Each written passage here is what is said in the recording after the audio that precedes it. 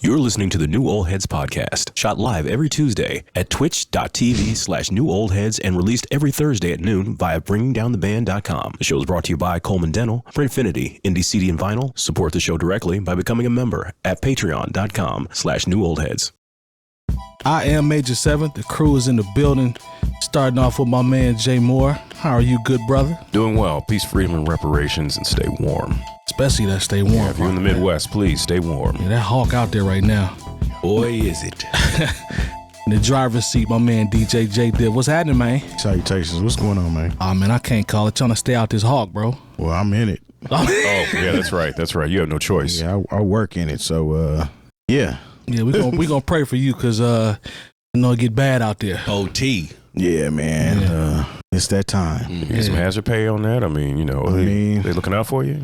I mean, I make a pretty good living. Okay, all right. That's all you got to say, brother. That's all you got to say. But yeah, we stay out of grown folk business on this show. It's cold out there, Jay. Yeah. Got special guests. Well, he ain't a guest. I always make that mistake, man. You family, bro. DJ extraordinaire, philanthropist, positive role model. Yeah. The first man to make Kool-Aid man say, oh, yeah. Yeah. Moonlights as an R&B DJ sometimes. Damn. Moonlights. Yeah. Wow. I mean, he get to the bag, so, it just shows versatility if you ask me. Okay. Specifically an R&B DJ. Yeah, I was about to say Yeah. R&B DJ. Huh? Yeah, got a different crowd. My man, brother to the night. How are you, sir? Salutations. Greetings. How's everyone doing today? What's up with everybody stunned with these coasts, man? Terry was showing out last week with the Michigan Letterman joint. Now you popping up with the Super Bowl patch. Like, what's going on out here, man? I was inspired by him watching last week's show. So I was like, I got to pull out the varsity this week. That mud was fresh, though, wasn't it? It was. It's very clean. Very clean. Thank you. See, I was inspired by Carmelo Anthony. Okay. Him and Mero's podcast. Uh-huh. Man, Melo has on a cold jacket coat every episode. Brother, don't miss. I'm like, man, where is he getting all this from? And of course, I can't keep up with him. No. But I was like, his budget different. I'm gonna take a little play out his playbook and rock my joint. you've stepped on here with some nice items, I appreciate it. Especially when you had that Adidas situation going on. Man, Yeah, I that's try. back. Back when I used to get mad when he had that because it was just consistent, just fire over and over and over. And well. I was a little frustrated, but I changed, Hating. so I don't do that no more. Yeah, I don't do that no more. Exclusives. Yeah, I don't do that no more. No, what was funny was when, of course, we did those 2 shows in one day. Oh man, And it was, of course, I go over the comments, and you were saying something. I think it was a clip where it was just you, and somebody's like, "Man, that jersey is fire." yes. I'm like, Yes. Yeah, it's They pretty ain't nice. they ain't even peeped the magic trick, Jay Moore, but No. that's cool though. That's cool though. I take it. The jersey was fire. So, my question I always ask, what came across your desk for this first 30 minutes? If you saw anything tickled your fancy, you know what I'm saying? I know me and you already talked about one, man. Yeah. Tell them how you feel, son.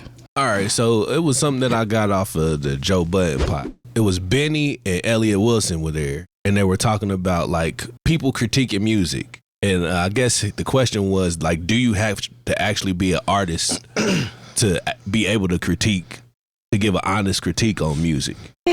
No, I wouldn't think so. No. Yeah, like Y'all said no fast. As consumers, I don't think, because that's part of it, what it is. It's So, consumers. Is it fair to You say have to be that artists to understand what we do not want to buy and use up in our spare time with. What I'm- ultimately that's who's purchasing the music. Yeah. it is the consumers purchase the music? I get that part, but is it fair to say that the critique may be? Of course, it's going to be different coming from another creative, right? That doesn't necessarily make it more valuable, but I guess that's also subjective as to how you want to receive it. Because I definitely understand or want to know what fans feel like when they hear music. That's very important. You'll get that instantly though. But another creative telling me, like going through my project, it's gonna hit different for me as a creative. It's gonna hit different. You see what I'm saying? You got to take that with a grain of salt too, though, You do. because some That's of that fair. could just be hate. Exactly. You know what I mean? So, like, if they're, that's a slippery slope. You know what I Right. mean, Right. creative criticism and hate. Because everything is not hate. It's not. In this era, it seems to come off as hate. We hear a lot. Anytime somebody gives their opinion on something, 9 times out of 10, the comments are going to say, "Oh, you just hating." Just go through the comments and look on IG, look on whatever.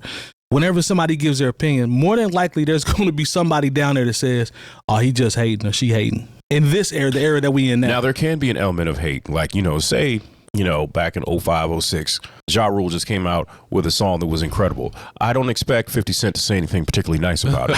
You know what I'm saying? Like, you have to understand when some of this criticism is peppered with, and that's fine. 90% of the songs I have to listen to on Friday and Saturday night, I don't like, but I understand why they work.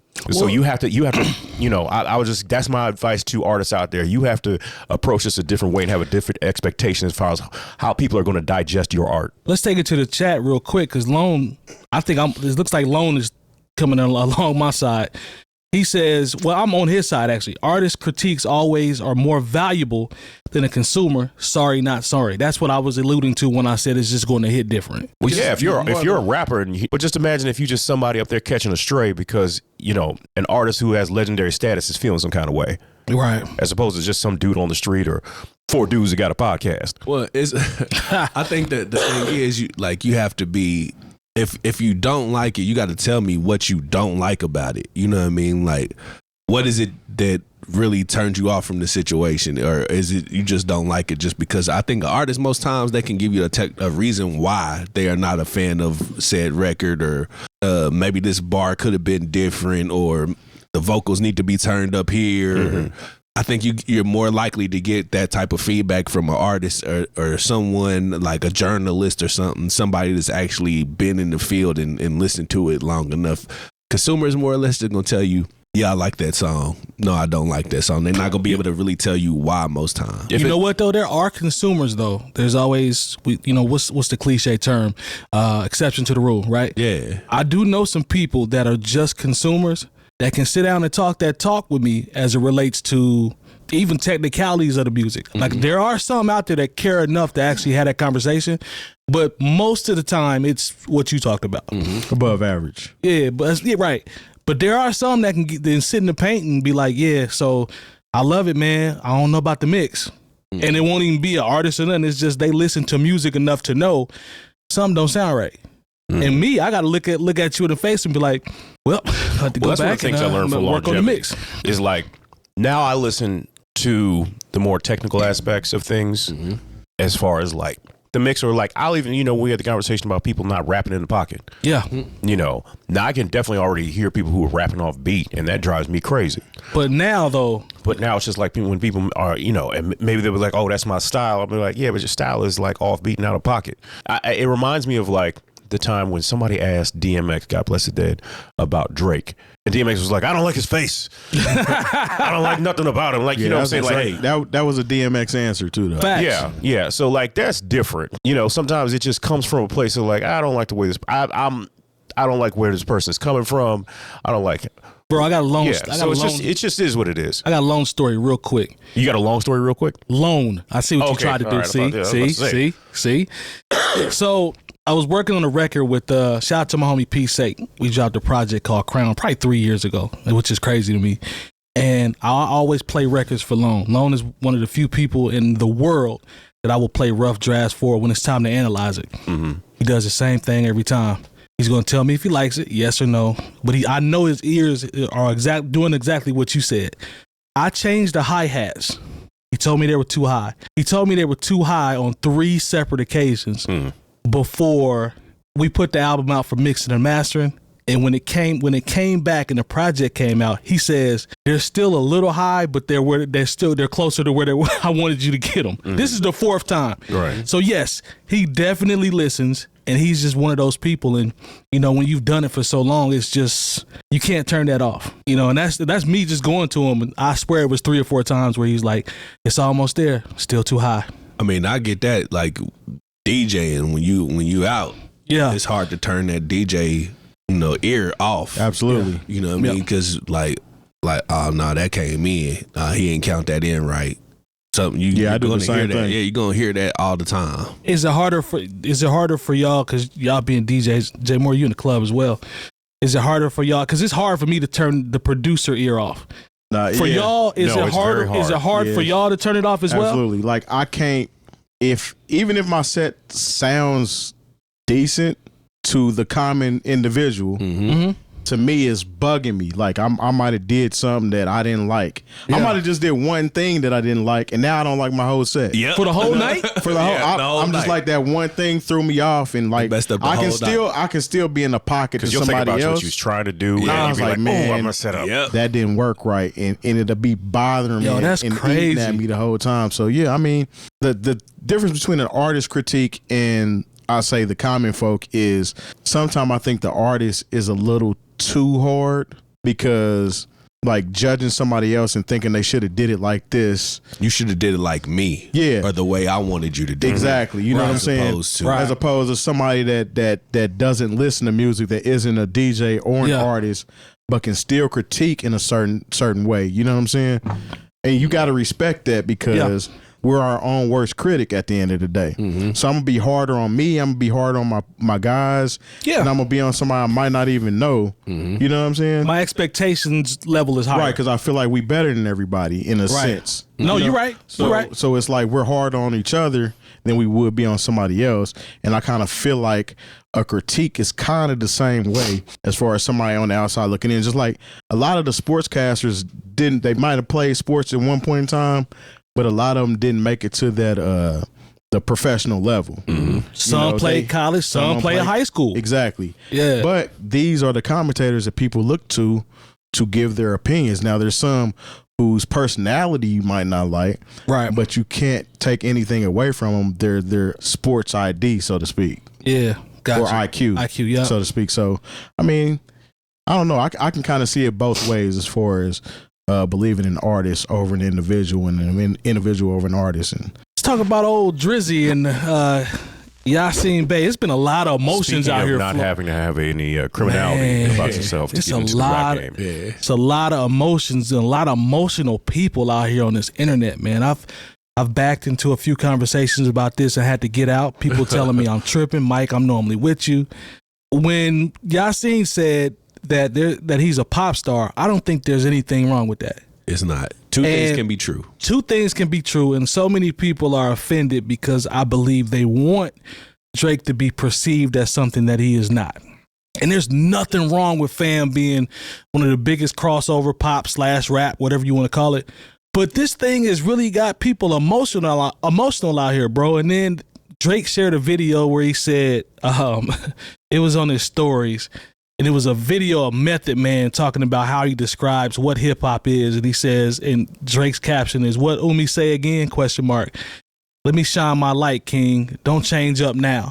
So he's trying to troll. He's so emotional. I love Drake for the level of petty. He's very petty. The receipts he'll pull he's out. super emotional, but he's petty. But Method Man was talking about hip hop is the graffiti and the art and being able to perform and lyrics and rhymes and all this type of stuff. So he's basically trolling him, saying it's deeper than that. But how do y'all feel about people being so emotional? One, about him just saying that, and then Drake being this petty on the response. I mean, why would you be mad? This is the thing. Like we talk about Drake, we take jabs at Drake. I mean, we've literally said what Yasiin Bey said on the first episode we ever shot. Say that again. We said what Yasiin Bey said about Drake on the first episode we just ever shot. So, thank you. I mean, it's nothing new. As far as Drake's response, I can't be mad at his response. Somebody's taking shots at him. I wouldn't necessarily say it's an emotional response. It's more so, I see you. You know what I'm saying? He didn't really give him he gave him a clip of Method Man. That's not him being emotional, in my personal opinion. And Drake is a very emotional artist. Be clear. But I don't think his response was that emotional, man. I think him sharing Method Man classifying what hip hop is. Right. It doesn't necessarily speak to what his version of hip hop is. It did at one point in time. But I mean, his whole situation has evolved, even since the last time we talked about it, way back in the day. And from an emotional standpoint, even if, because matter of fact, I see what you're saying in terms of his actual response. I'm so used to Drake being quote unquote, we talk about being emotional, like you said.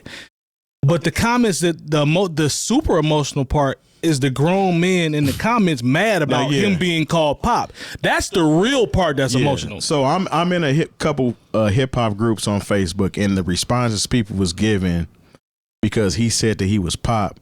It's almost like you're trying to excuse yourself or make make excuses for yourself for being such a Drake stan. That him saying that it's pop music, you feel a certain type of way because Drake is your favorite rapper, right, so to speak. Right. And he's saying that he's pop. I mean, if that's your guy, then ride with him. You know what I'm saying? At one point in time, Michael Jackson was R&B. Well, I mean, he was the king of R&B, and they called him the king of pop. True. And then people didn't start rocking with him because he was a king of pop. That was a good thing. Mm-hmm. So you can say Drake is the king of pop, or he's a pop star, not a rap star, and you can take it either way you want to take it because it's not necessarily a negative connotation. It's just for the people that think that Drake is hard. I can't really say he's hard. He's a good artist. You know what I'm saying? He does make he makes his rap songs when he needs to. Right. But for the most part, he is a pop artist. We're a show that has always never run from the fact that Drake is dope and that he's nice. Yes. I think that's pretty fair and safe to say that nobody on this panel has ever been like, Drake can't rap, Drake is trash. I've never said that. Nah, but I've trashed his individual projects. But that's just for sounding the same. The only thing I've ever said negative about Drake's whole pop situation is dropping the same album like 3 times in a row. Exactly. And people standing it. Now that type of stuff I don't agree with. He always got some hits on there though. You gotta play him. He gonna give him to you. He is a pop star. There you go. And there's nothing wrong with that. What the thing is, I think that's what he always set out to be.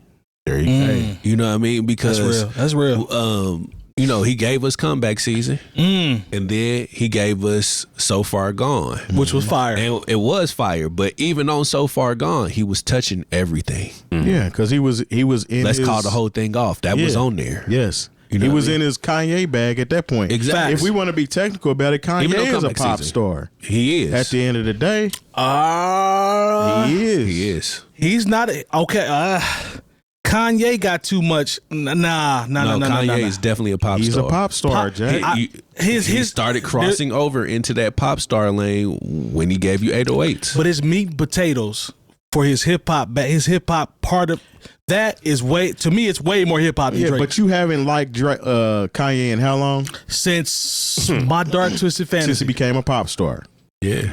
I see what you did there. Go ahead, Jay Moore. I see what he did there. He got me. Gospel. Well, you know, the thing I really kind of took from Drake's post is that, okay. Dang, Jerry, you got me, man. It really was a thing to where if you know about what Drake comes from and who he is admired and who he's emulated, then Mos Def is quite possibly one of his heroes. Mm-hmm. You know, and so for one of your heroes to get on here and I don't know if it was just the tone, it was just the way it the target part off. was funny.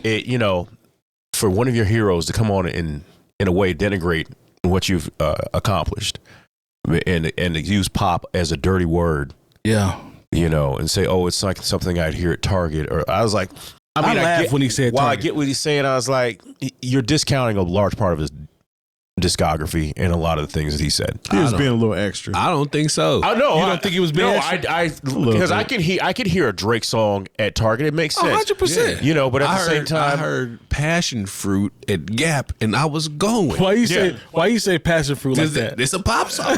Listen, I heard the first place I ever heard Jill Scott's "One Is the Magic Number" was at Old Navy when I used to work there. And I was like, what is this? I was like, man, this is Jill Scott playing in Old Navy.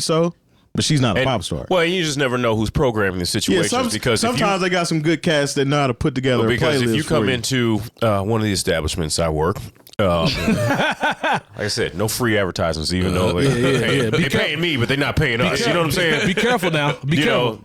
There's people who come in and be like, wow, there's a lot of Dilla and Tribe Called Quest, and it goes to New Edition, and then it goes to this and that. You think there's somebody really cool programming the music in this restaurant. I was like, there is somebody very cool programming. Talk to him. So you just never know. There might be somebody who is, you never know. You might mess around and hear some Mos Def in Target too. Don't act like it's not possible. Me personally, if I was an artist, I would want my stuff to be playing in the Target while somebody is shopping, because you might go over to the music section and purchase my ish. You know what I'm saying? I ain't gonna hold you. That wouldn't bother me at all as a creative. Wouldn't bother me. It'd be like to have my mama say, "Boy, I heard your music in Target today." I'd be like, "Mama, that's great." I think what most was alluding to though was like the subject matter. Safe. Because Well, nah, because like a lot of his music promotes consumerism. You know what I mean? He's naming all of these labels that he purchased. He's naming all the dopest restaurants. Target. Or he's going. No, you can't buy it at Target. No. Or he's calling us broke because we staying at the Sheridan. Yeah, you know or whatever, or the Doubletree or whatever. And then he gonna have like 12 songs where he talking about a girl going through his phone. So where'd I take you? Yeah, I took you to this restaurant. I did this, that. Exactly. You know what I mean? I bought you this. Mm-hmm. To Terry's argument, we know the formula, right? And this is a successful formula. The boy done sold. I don't care what you say. He's boy moved every time he dropped. Every single time. So I get it, man. I don't think it's a bad thing. How much you believe about that, though? What you mean? Like, you don't believe, like, when they come out with some of these astrological numbers sometimes, I'm like, man, there's no way. I'm going to be honest with you, bro. I think there's a section of artists that are going to move units no matter what. Mm-hmm. And I think there's another section of artists where the okie doke is in play. I think there's two sides. I'm talking about on the mainstream. Taylor Swift gonna move units. I don't care what's going on. She got like 4 albums in the top 10 right now. That's what I'm saying. She got albums that she's re-recorded. Yeah, bro. Like that's the crazy thing. Adele when you see Taylor's voice. Adele is gonna move Taylor's units. version rather. It's crazy to see how her records move. Bro, Adele is gonna move units. I don't need no okie doke for that. Now there are some artists where I think you don't think it could be a little bit added, a little sauce added on that. No, this for Drake, no, and this is the only reason I say that because it translates to people showing up to actually see him. The shows, like there are some people who like, yeah, we doing this, we getting numbers, and I was like, yeah, but your show wasn't even sold out. Nah, Drake be you doing club dates still. I know you're not moving all these units. Yeah. Drake be moving them units, bro. I'm gonna be honest. Nothing wrong with club date. Nothing wrong with a club date, but don't tell me when you show me these plaques and 4 billion streamed, and Nikki, you doing hey man, and you doing walkthroughs, and your engagements are getting canceled because there's not enough tickets sold. All right, you got something, You tell me, something ain't right. Yeah, something that, like I said, you can buy streams, you can buy Instagram followers, you can buy, you can do things to make yourself seem more successful than you are. But you cannot force people to come to your shows and pay $150 for a ticket. You can't cop selling out an arena, bro. That's either gonna happen or it's not gonna happen. Drake be selling out arenas around the world. Can't be mad at that. You don't think Yasiin Bey wish he could sell out arenas? He might not even care. If he would show up, he would sell out a lot of stuff. But he might not even care. I know the last 2 Black Star concerts that was supposed to be here were both canceled. Right. And I had tickets to both of them. Drake ain't canceling. He going to show up. It might not be a show to your liking. He might not get up there and you know what I'm saying, tap dance around the stage like you want him to. But people going to pay to come see it. The boy going to move units. They going to pay to come see whatever he decide to do. If he going to have a blank stage and he just walk around it, it's gonna sell out, and ain't nothing you can really do about that. Nah, Drake is one of them ones. If we keep it in the buck, he's moving those units. Yeah, because it shows to Jay Moore's point in them ticket sales. They coming out to see homie. That's a fact. Yeah, he's like that as it comes to that. I got to give it to him. And it doesn't take much for people to get cold on you and not want to come see you. Especially. And people still going to see her. No matter what kind of BS she on. We had that conversation too. Yeah, I'm talking about like you might have been, I always tell people is like when you want to see how quickly people move on from you is, bring up I can't even say magazines anymore because people don't look at magazines, but like if you look at who was at the BET Awards 5 years ago, some of those people, they couldn't even buy a ticket to get in this year. Yeah. You know what I'm saying? Because that's how quickly it goes. Those people speaking about somebody like the Baby who was on top of the game. Yeah. And I don't think that all has to do with him talking crazy at that festival about the community. No, because it wasn't even that extra. And then it hit a point. Very funny though. Yeah.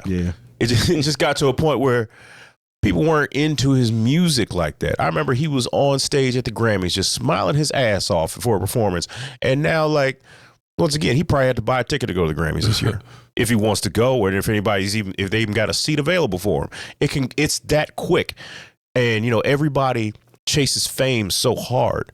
But, like the thing is, I know it sounds crazy, but like there's a difference between being famous and great. People who are great, maybe it doesn't it's not your version of what you consider to be successful, but like I said, it was like a year or so ago where's DJ Metronome for a concert at the Vogue with Scarface. And here it is, Scarface. This is basically a 50-year-old rapper, legend, and can no opening act, still sound the same too. You know, even after all the things he's been through, we've given Scarface his flowers, but we go see Scarface because he's great. That's true. So that right there is a testament to Scarface. Probably ain't had a record on the radio since My Block. Yeah, and it doesn't matter. That's a testament. That's a testament to his point about greatness versus being famous. And I said openly, if he took what he just did, I don't care. It don't got to be nothing more than what Scarface did on Tiny Desk. It don't have to be arenas. If he take that to locations, I will pop out to go see that. Just what they did. I don't need no more than that. Juvenile is actually touring his Tiny Desk. Bro, I would go see that. 100% if Scarface came to Jazz Kitchen, we in there. Just like y'all went to go see Little Brother. Yes. They're not particularly famous, but we know them as being great. They got great music. Hey, listen. And speaking of, Drake's rivals. Absolutely. His influence. Inspirations. Yeah, influencers who don't really agree with the route that he took. One of my homies from college told me that that's the corniest comparison ever. I said, bruh. And he's a Fonte fan. What's corny comparison? The concept that Fonte influenced Drake. I said, bro. He said it. I said, thank you. Yeah. I said, fam, it's if you in the documentary, you're the Fonte. You're a Fonte, a Little Brother fan. So I know that. I'm not trying to play him on that. Like, did he not hear Comeback Season? Bro, that's what I said, dog. I said you have to go back and listen to that early Drake. It's like, there. Comeback Season, he has the Fonte flow. Thank you. There you go. Yeah. That's the reference point. Saying. It's there. Yeah. He said it out loud and it's there, bro. It's not a myth. Like he copied my whole fucking flow. Bro, I shared a clip of Math Hopper. He was like, Mike, that ain't it. That ain't it. I said, bro, what they're telling you that it's it. I mean, your own ears should tell you that it's it. Like, all you have to do is go listen to that album. Shout out to Little Brother, man. Hey, Terry, can we shout out the partners real quick, bro? Thanks to our partners. Dr. Coleman of Coleman Dental is our go-to dentist. He's a longtime Indianapolis arts and music supporter located right in Broad Ripple. Printfinity is a screen printing shop based in Indianapolis, owned and operated by our own DJ Jay Diff. Our good friends at Indie CD and Vinyl operate one of the best record stores in North America. Shop new and used in their site or visit them in person. And the best way to support the New Old Heads is to visit our Patreon and become a member for as little as $3 a month. All details on newoldheads.com. So, good conversation, man. These are... You get these good conversations going. Appreciate you, brother, for sparking off some dope conversations, Jack. No problem, man. Y'all know brother Umar Johnson, right? Do you know him? Yes. The Prince of Pan-Africanism. Yeah. There we go. He got that school yet? I think. No, it's still the school. I think he got it. Don't right? No, I think he got it. Consciousness before Coochie. That's a band. He a damn lie. I ain't seen that. He's lying.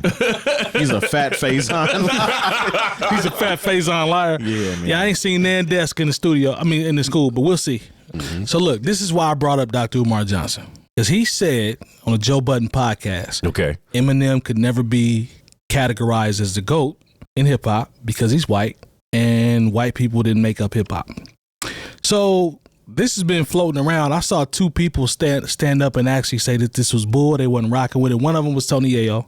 But I still believe Tony Yayo when he said that outside of him having a relationship with him. Mm-hmm. But Cassidy came out and says that Eminem knows more about hip hop than most, like the average black person. First of all, it is very clear. Eminem is ahead. I was about to say, I agree with Cassidy when he says that. If you start talking hip hop history and like the way Redman is his favorite rapper. The way he talks in reverence about Tretch from Naughty by Nature, bro, is crazy. Like, when he talks about like, I don't know how I could never do that. He like Eminem would not put himself as the GOAT. So let me ask y'all this. But the reason he's not the GOAT has nothing to do with him being white. That's what I wanted to ask. So I'm gonna come to you first. I want to hear about the part about him not being able to be the GOAT because he's white, and then you can expand on what Cass said about his knowledge. Because as I thought about it, thinking about Eminem for who he is, that statement don't sound too far off to me. Go ahead. About him being the GOAT? No, about the part about him being the GOAT and how stupid that is because he's white. I think you're referring to the part him saying him saying that he has more knowledge hip hop wise than the average black person. Right. Yeah. No, I think that there's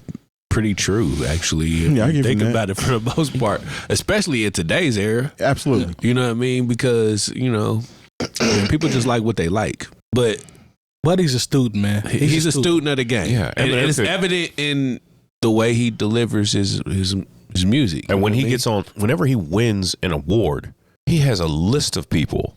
Like, he has never said, I was here and I'm like, because of me. He always reaches back. He always reaches. I remember like MC Shan. Pause. That's something. And then like Eminem replied to him with like a stack of MC Shan tapes. You know what I'm saying? He's like, Buddy is, for what all. And the thing is, I've been critical of Eminem's individual work. We all have. But I have never really been critical of his hip hop credentials and his and where he stands and how he gives it up for the legends of hip hop and his influences. I think that's always been the most admirable thing about him, because there are people who are quote unquote rappers and they keep it real and they don't give it up for nobody. They know nothing about the history of hip hop. Yeah. So and again, Cassidy said the average.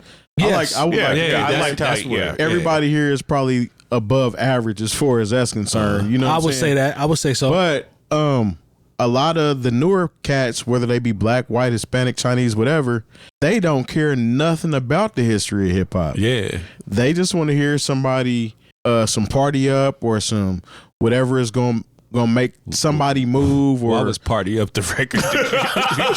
not party up as far as the record. Okay. But I'm saying the energy. I got you. The energy, not party. We got you. But or something that's going to be pop, so to speak. Yeah. Because listen, that's what's popular. There we go. But or for somebody to dance to on TikTok or to tour one of these Bonnaroos or whatever they go to. With that being said, though, coming off the Drake discussion, is Eminem a rap hip hop artist or is he a pop artist? Well, Eminem definitely made that crossover to pop artist. Yeah. I mean, his first joint was Slim Shady. Which was a pop record. It's a pop record on TRL. So if you heard that song first, which I did, I had no idea Eminem was going to be the artist he was. I was like, man, who is this corny dude? And then when I listened to his album, I'm like, he can actually rap though. He can rap. I'm not taking that away from him. Yeah. But he's a pop star. Yeah. He's a pop star, and I can't listen to a lot of those records today. Nah. They don't have the same appeal. So that's why I can't call Eminem a GOAT. Just because from the technical aspect, when it actually comes to the art of rapping, he's top tier. Yeah, you can't out rap. You can't out rap. Here's how I quantify him to Eminem. We're old enough to be able to say what age is well, in our opinion, because we don't listen to rap for a long time, right? 40 years. Right? So Eminem doesn't have a slew of records that will say, I can ride around to these, or, He did at one point. He did. Now, there was a pocket where he had some joints. But what I pay attention to is the MCs that I love and respect, how they talk about him. Like, it's like, when I see that, I'm like, Black Thought be showing him love. Yeah. Redman be showing him love. Method Man be showing him love. All these MCs, top tier MCs be like, man, homie can go. I agree. You know what I'm saying? So it goes back to the part about him actually being a part of the culture. I just watch how people respond to him, bro. I think a lot of I'm not saying he's not part of the culture. Nah, a lot of it boils down to, and I hate to say it, his fans. A lot of his biggest fan base were people that weren't hip hop heads. Yeah. Agreed. They just seen a white guy that could rap very well. Agreed. And they listen to nothing else outside of Eminem. Agreed. But not to take anything from him, Eminem raps his ass off. Like, if you put him on not one of the beats that he made and not one of them ballad type rap songs that he has, he's going to destroy that song. True. He's going to go off. Many of those he might not be talking about a whole lot, because I think his whole thing is about being in a pocket and being able to rhyme. The techno aspect of it. There you go. So you might not like his subject matter, so to speak, and I think that's what kind of takes away from him being the GOAT. Yes, but when you talk about his rhyme patterns and schemes and things like that, it's very he can't intricate. Be touched. That's what Cass said. Cass, even Cass is quick to be like somebody can rap or can't rap. Yeah. Even Cass was giving him his flowers. Cass is from the battle. He's a battle technician. Rap. You know what I'm saying? Just like Eminem started out in the battle rap. That's where he got popping at. Right. And then he crossed over. So there is a white rapper. Oh man, that has the same credentials as Eminem, but he doesn't get half the reverence. I don't know where you going, man. Macklemore. No, quit it. He does not rap as well as. I didn't say he rapped as well. Cut it out. I didn't say he rapped as well. I said he has the same credentials. He stole a Grammy from Kendrick. Now I give you that, but same credentials. Nah, he actually had a decent album. Honestly, his album what do we know right, but other it than wasn't Shop better. and that song about gay people? Well, Like that's 150 comments. I mean, like honestly, he had a song I thought was gonna go. That song Downtown that had Kumo D. I thought that it was too much going on. It was too much but going then, on. like when the dude came out, he was like Downtown. I was like, oh, that ruined the song. Nah, man, nah. Yeah, not Melody credential wise on there. Yeah, that's what I knew it was good. And I was like, I remember they had this whole He big. reached back though. He tried. He tried to reach back. Eminem Shout out to him Pause. for reaching back and Pause. actually putting his hip hop heroes on the record. Those aren't his heroes. Who are you to say? I'm just a person, man. You know what messed up Macklemore? He actually ain't as corny as everybody thought he was. It's Thrift Shop. That could be true. And I I'm like Thrift serious. Shop. I came front. I didn't act like I didn't like that song. Before all of that happened, Macklemore was making noise by actually being a dope artist. Yeah. And then when that album came out and you had Kendrick, Good Kid, Mad City at the same time, you can almost blame the Grammy board For messing it up. messing up his career. Messing it up for him. Yeah. For messing up for him. Because he could have really still been out here, but everybody was like, ain't no way y'all gave that award to that man. Low key, he definitely would have he still would have had a wave. But that's true. I think he would have been cool if he did not overcorrect. You gotta explain. Well, I think he kind of felt like that, and him maybe being a student of hip hop made him feel like that. You do, but you have to understand he's a white artist in hip hop. Yeah. And he knew better. He was like, man, ain't no way my album was better than Kendrick's. I don't care if it was or wasn't. I got this award. Yeah, he bro, should but he have. said, stand Yeah, on. bro, should've stood on he it, but said hey. it though. He was like, all right, I know. He knew. You know. Yeah, I'm gonna say that, but guess what? I got the award. And the Grammys have been trying to make it right ever since. Yeah, they have. Yeah. And they gave Kendrick maybe. Macklemore took them strays. Stop. Don't do that. Don't do that. I thought I just heard what he said. Don't do that. Say it Don't do again. that. So they gave Kendrick, the makeup Grammy. Don't do that. Once again, On what? they were Hold on. He talking No, about I don't think To Pimp a Butterfly. I think he talking about what you call it? Mr. The one Morale. that just came out? No, damn. I think he's talking about was it damn? no. It's Talking about the tripping? Big Steppers. He's saying Mr. Morale. The Big Big Steppers. Steppers. Okay. All right. I mean, well, Eminem. yeah. Yeah. So at the end of the day, Eminem is a GOAT. He's one of the legends, and Cass vouching for him to me is big. So salute to Cass for even saying that, because Cass will diss anybody or say anybody is trash. So yes, Ain't too many people excluding gonna, himself. Hey, ain't too many people gonna jump out there and diss Eminem. facts. Other than people that really can't rap. Or people that really know him. Or the game. Or the game. True. Yeah, Game or Joe Budden. That game one, that was really stupid. That Game literally on his first album said Eminem just murdered me on my own. Yeah. Yeah, then he you fast forward, he dropped the EP with 65 songs from Hit Boy that I can't even remember. So let's go ahead and get into some more of these topics. Let's talk about artists that are in hip hop that moonlight. Now we know what moonlight means, right? Yeah. Now, you dabble real quick, you get in and out. It might be a second job. That's usually the concept. So I saw there's a post that he shared in our topic suggestions. It says Chameleonaire is one of the most successful rappers out of Texas. Mm-hmm. He went multi-platinum, didn't curse in his music, made millions Not on the off. second album. On the second, I got you. Made millions off ringtones, won a Grammy, retired before 30, and invested in tech. He got in and he got out. Now the concept of the moonlight is sometimes as creatives, people tend to, shy away from people that do this because it's more about getting in and getting out and less about, putting out product or something that's more more value to the society or something that's more artistry, artsy, if you want to call it. We can name plenty of artists that have gone through this before, but I think there is a correlation with that because sometimes as creatives, that when you really care about the art form, sometimes you want to see people get in and stay in and actually help advance your culture. On the other side to that, there are people that could say, yo, Chameleon came in, did what did what he wanted to do. He was a successful creative, got some money, flipped it, generational wealth. He's good. So I think there's a dynamic there that can be talked about. How do you feel about that? Because sometimes I feel like people will look at it like, well, the Moonlighters really just kind of got in, got a little bit of something, and got up out of there. Like they used the culture for what it was and got up out of there. Do we care too much? Look, man, if you're a rapper and you catch one, you got to be thinking, okay, it's 14:59 now. Mm-hmm. You better have some sort of retirement plan set up. Mm-hmm. You better think about what else you can do. Right. I mean, don't get me wrong. I think that, because if you're expecting to be at the level of when you catch say you just catch a hit. Right. That's not going to be your life. True.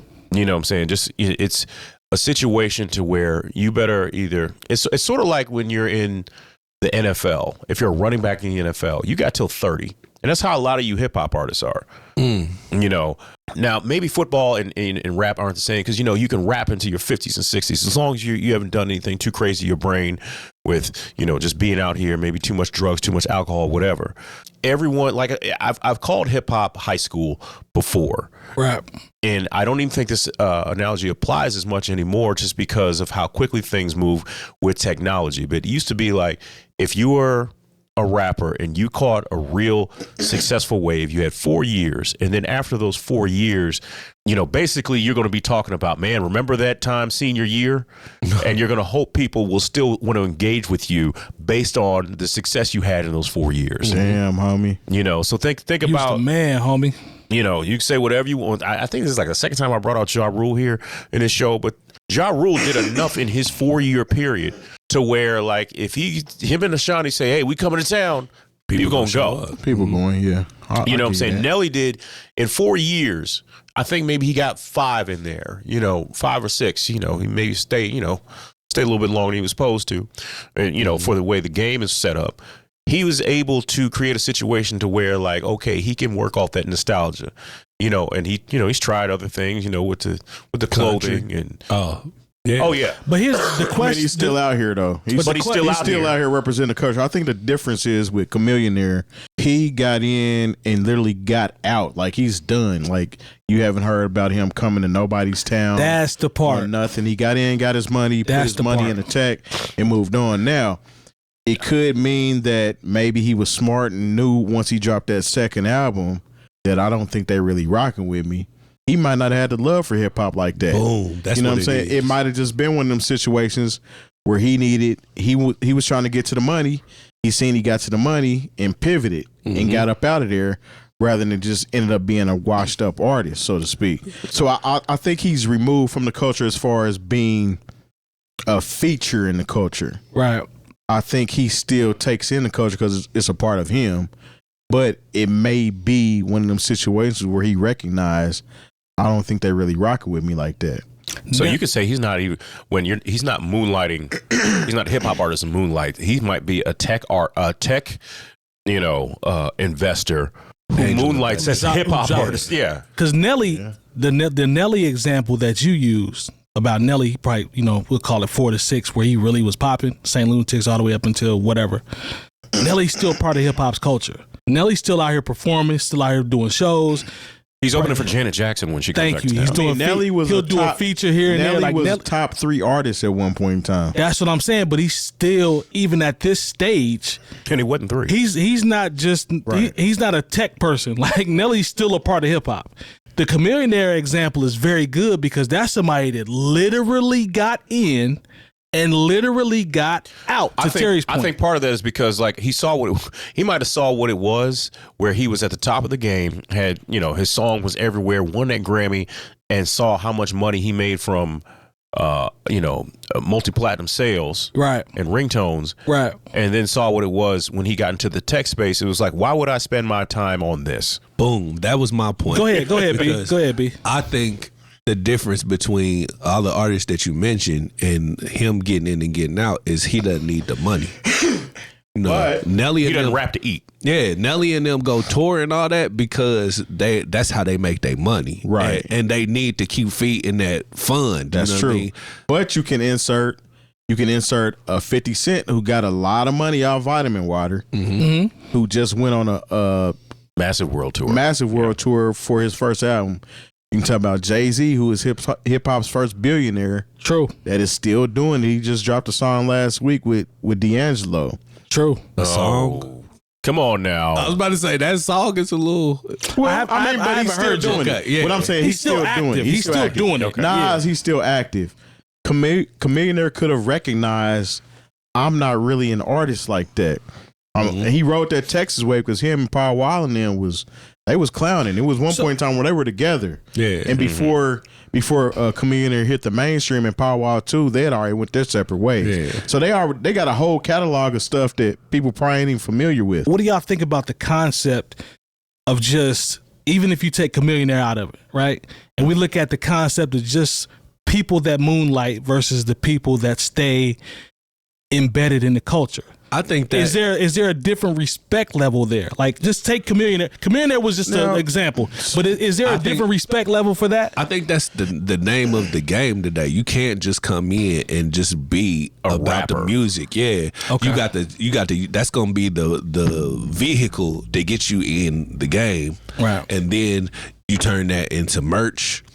Then you turn that into your show, Right. and then you get on TV. Right. You know what I mean? And you just find the ways to keep fueling the machine. So when you spoke about 50 in his tour, I think 50 has so many different branches tied to him right now with the television and all that stuff that he might use that money from the show to feed the machine. Right. You know what I mean? So he's doing shows to keep the vehicle moving.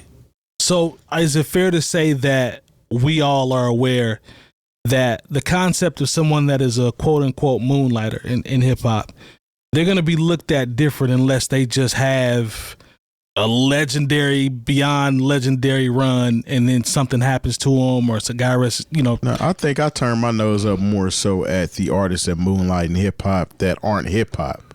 okay. So if your upbringing, Okay. if you weren't ever in the culture per se, or so to speak, and you just came in and everybody's like, oh, they hip now, and they came over and did it, and then they jump out. Or you turn your back on it when you're like for instance, Post Malone, Right. when he came in the game, White Iverson was the record that blew him up, and that was a quote unquote hip hop record. So he was definitely somebody that was moonlighting because he was dropping little corny songs. Yeah. Good point, Online Terry. at first, and Good then point. he pivoted to hip hop. Good point. And he pretty much jumped right back out. Yeah. Now that's the more so the moonlighting that I think Yeah. is weird and fake because Your Miley Cyrus's, if you There will. we You know go. what I'm saying? There that we type, go. That type of artist. Somebody like Chameleonaire who was, you know what I'm saying? He was Texas hip hop. He's one of the, you know what I'm saying? Somebody Yeah. that you look at and like, nah, he was for real in Texas, and then he got mainstream. Yeah. Once he got mainstream, he was like, I think I'm kind of cool on this mainstream stuff, Right. and pivoted that way. It wasn't like he left and was like, well, let me jump on this other music wave. Because who's to say he can't invest in something else just because he's a hip hop artist? If you come in as a music artist, you decide to be like, well, I want to be a hip hop artist because I feel like I'm gonna get more traction over there, and then come over here and get the traction, and then denounce it and jump back over. Now that's a little different. You know what? I'm coming to you, B. You made a very good point, and this actually illustrates exactly what we're talking about when you brought up Post Malone and then he co-signed with Miley Cyrus. That right there is way worse. That's way worse because they're literally dabbling in. They're like and cosplaying. They're hip-hop. hopping genres to use whatever works at the moment. That's way worse in my They're opinion. being pop artists. I was about to say, Yes. talk about Drake. They're Yes. being pop stars. Bro, that's it. What you just said is it. That's the epitome of this conversation that we're talking about. Because they really don't care, but they're not really here for that. And a lot of it is the consumer's fault too because they allow it to happen. They go out and they purchase all this stuff Right. when they do that, and then you know what I'm saying, they might jump back over to whatever they were doing. and it might slow down. Right. And it gives them, you know what I'm saying? Well, maybe I should try the hip hop thing again. Like if you got to tell yourself, maybe I should try the hip hop thing. That tells me everything I need to know then about you. Ain't hip hop. You ain't part of the culture. Essentially, you're just doing it for sales and for stats and for That's totally different. That's a different type of moonlighting versus I think what Chameleon Air was. Jump in, B. Yeah, but there's a whole lot of artists that have done exactly what you just. Can we put Justin Timberlake in that bag? Yeah, definitely. You know what I mean? Like, Think Justin came over like that? no, he came up hip hop and R&B. Okay. That's who catapulted him to stardom. His first joint had the clips on it. Yeah, so Produced by Pharrell.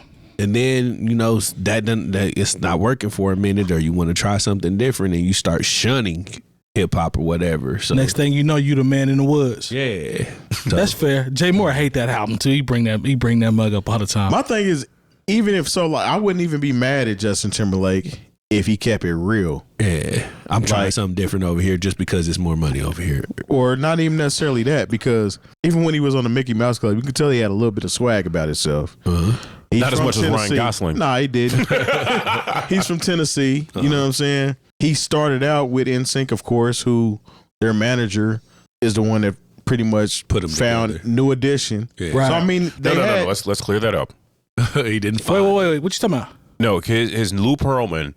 Oh, Lou Pearlman. Lou Never Pearlman. mind. Yeah, Lou you right. Pearlman saw. I'm thinking about the dude with the captain hat on. You right. Yeah, that's Maurice All right. Starr. There, that was a different tree. But like his first, if he kept on with that whole thing when he went solo, Yeah. instead of backpedaling at the end with the Man in the Woods joint, and also if he hadn't have been on that, not backing Janet Jackson during that performance.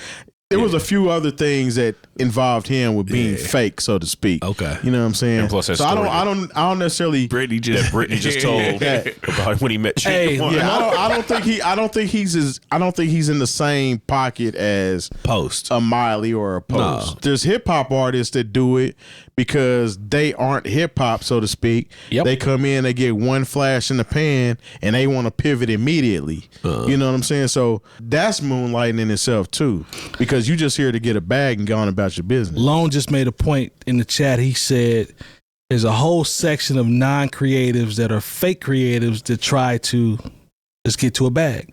So when you talk about artists that come in and pivot immediately, might ruffle some feathers. Here we go. All right. Speak on it. But can you say that about Nicki?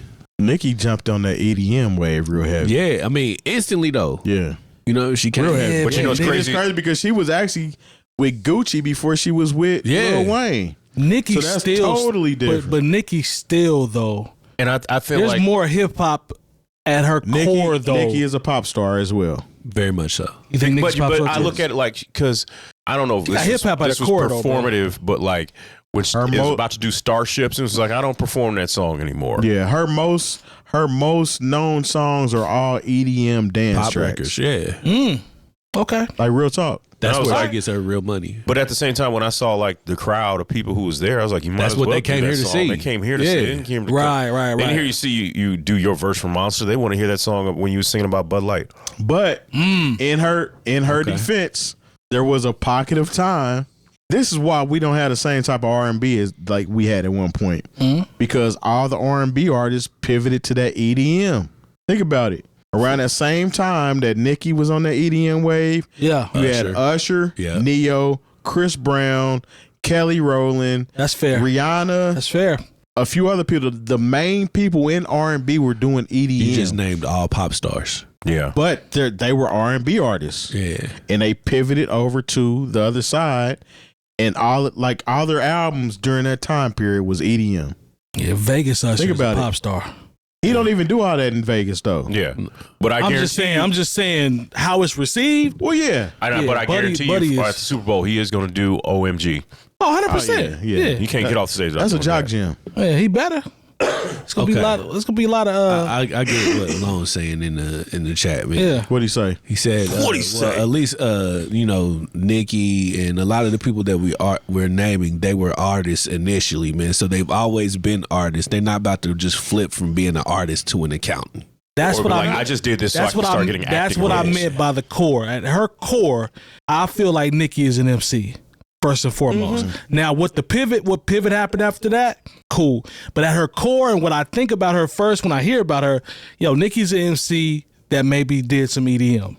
You see what I'm saying? It's not like she just dabbled in being an MC and was like, bet, I'm about to just take the bag and go to EDM. She's been an MC, rapping, freestyling, developing, all that up to the point where she could be popular enough to try to dibble and dabble into the EDM. All right, so see what I'm saying? All right, so when I'm taking off, and I'm speaking for Long right now, just because he's not here, he can't speak for himself.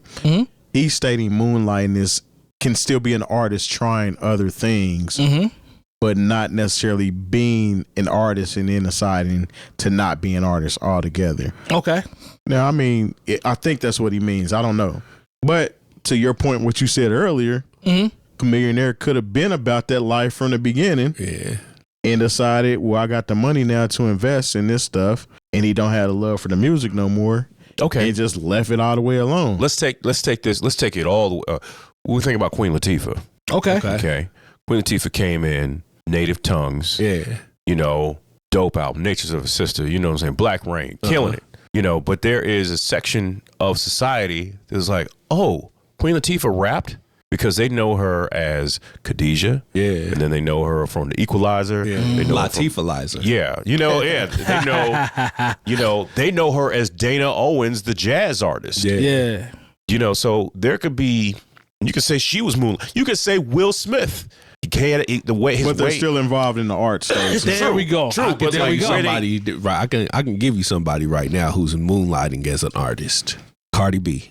Yeah, Cardi B hasn't put it out. She's 6 years. I'll take that. 6 I'll years. take that. And somehow she's still famous. Yep, I'll take Cardi B. Yeah, because she put out. She's famous because of her. She's a personality. Yeah, exactly. She ain't start off that way. Yeah, she did start out. People have always been writing her records. Hold on. I know she was the scripper and all that in the reality shows, but what I'm saying is when she got to her apex, Grammy nominations, wins. Excuse me, thank you. Grammy wins. She was at her apex. She's a rapper. Now, everything since the last, how many years it's been? Y'all said 6 years. Yeah, I would agree with that after that. 100%. 100%. Because I ain't heard nothing. But the thing is, is she a rapper? Or is she really an artist? If somebody is giving you these records to perform, how can you really say that you're an artist? You just you're moonlighting as a creator. Oh, that's a good one. I did see what he said. Was the Jackson 5 were the Jackson 5 artists? Because they didn't write They didn't write I Want You Back. They didn't write ABC. Lone. I see you, Lone. He said Blueface's ex-girlfriend. That is a good one. Yeah, Krishan. Yes. Well, that kind of goes. That's a good one. That kind of goes back to the common artists, or so to speak, artists right now. They're in it to get a bag and get out, and it's easy because it's hip hop. Because you don't have to know how to sing with hip hop. There's a difference if you're an artist and you know how to sing, but you don't know how to write songs. Yes, but you can sing those songs that somebody writes. Yes, so if you don't know how to rap, somebody can coach you on how to rap, and eventually it's gonna sound cool behind this beat. Yeah. But you're not really a hip hop artist. That's why it's easy to get into hip hop and then jump out whenever you're done, because you don't have to really know nothing about hip hop, because somebody can coach you on how to rap. You can't be coached on how to sing if you can't sing. And so many of these artists that we talk about in the bedroom, the people that go viral. No, I was about to say, where you going? Don't do that. Don't do that. My ears peaked up too. Don't do that. Whoa, come on now. Get your mind out the gutter. You on Tiger OnlyFans, brother? Get your mind out the gutter. What Terry just described is what we allude to every once in a while when we talk about the people that go viral. It's not about having a specific skill set. It's about the right place at the right time. Are you able to be coached to be able to make the mirage that you're an artist? Get that bag and get up out of there. That happens all the time now. You see what I'm saying? All the time. Right place, right time, boom. Let's coach them up, get that bag, and we out of there. I mean, it works in R&B too. Yeah, I mean, it's modern day Milli Vanilli-ism. You don't really have to sing no more. You don't have to really hold a note or whatever. You can just go in there. Yeah, so it's happening there too. Just not as much, because you can hide behind somebody else's lyrics easier than you could hide behind somebody else's penmanship or singing, so to speak, because you can get caught up actually not knowing how to sing. 100%. Like it'll work the opposite effect of what it does for T-Pain. Like people love the way T-Pain sings Tennessee Whiskey right now. True. Because they hear he can actually sing. True. I seen him in concert back when he was hot and knew he could sing back then because he had a part of the show where there was no autotune. I'm like, oh, he can really do this on the piano and everything. But everybody else doesn't know that. So he's not moonlighting that as an artist. He just used that enhancement to make himself kind of stand out, and eventually everybody was using it. Yeah, but he can still sing though. He's still an artist at the end of the day. T-Pain is 100% artist. All right, so he's not moonlighting. So if these other artists still here. Yeah, these other artists they look at hip hop, they want to get that one song to be able to get that money off of and then do whatever they want to do. Now that's a little different. Because anymore, the people, the consumers, we've been bamboozled. Oh yeah, absolutely. Because people are not selling their artistry anymore. They're selling their personalities. You know who's one of the biggest? I just thought about this. I just thought about what we're talking about. Maybe I'm wrong. Correct your boy if I'm wrong. But the poster child for what we're talking about was someone that is completely capitalized off this. Now let me know if I'm wrong. Lil Nas X. Well, he's backpedaling right now. We just talked about him. Remember we talked about him last week? I'm thinking about what we're talking about in the conversation that we're talking about now. Does that apply? Because if you think about it, fam got in. Now he's back. He running out of tricks. He's still trying though. I mean, the problem is it's just not working for him. Okay, like he just backpedaled all this stuff he did and apologized. So it's just that it's not landing. Yeah. Okay. Yeah. All right. And the thing is, you know how there's some people say, well, they hit the button on. That's exactly what happened there. This is what they did with him, because I remember I pulled up Pandora. I was like, okay, let's just go ahead and get this so we can have the music outside of my establishment. The first song came up was the Lil Nas X song. Yeah. I did the same thing the next night. First song came up was the Lil Nas X song. Somebody hit the button. That wasn't an accident. Okay, I got you. Because I remember so it's still popular. He's still active though. It ain't like he jumped in and got out. That's fair. That's the same thing happened that week Drake's album came out. Yep. And I remember I hit the button and then, I turned the music on. I didn't hit the button. I don't have that kind of power. The Drake and Sexy Red song hits. Yeah. Next night, turn on. Weekend of it's not just random with the algorithm way these streaming and these channels. All of it is very deliberate programming. Yeah. And there's no regulation on it. So somebody dropped off some money and made that happen. Mm-hmm. It's not like when you can go up in these radio stations and make sure nobody's taking payola. Payola's back out here. I'm telling you that right now.